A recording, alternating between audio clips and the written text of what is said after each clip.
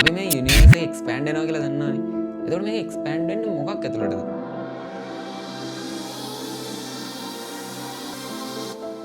ඔව් හරියටම හරි. ඔයා දන්නෙත් නැහැ. මන් දන්නෙත් නැහැ.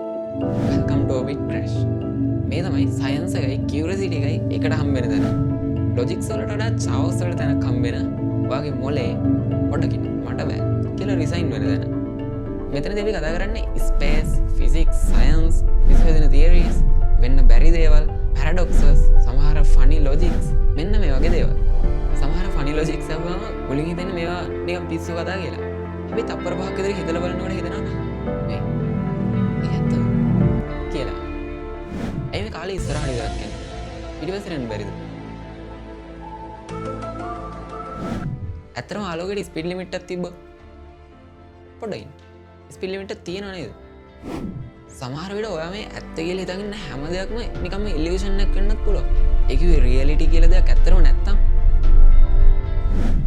මෙතන එන කම්මැලි සූත්‍ර ෆෝමියුලාස් නැහැ. එන දිග එක්ස්ප්ලනේෂන්ස් නැහැ. තියෙන වගේ ඔළුවට කික් එකක් දෙන අමුතු අයිඩියාස් ටිකක් විතරයි.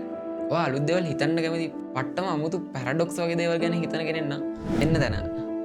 හැබැයි ඔයා මේ දේවල් ගැන කිසිම ඉන්ට්‍රස්ට් නැති කෙනෙක් නම් මෙන්න මේ දේවල් ගැන අයිඩියාවක් ගන්න හොඳම දැන. එහෙනම් welcome to Orbit Crash. Think carefully. See you in the next one.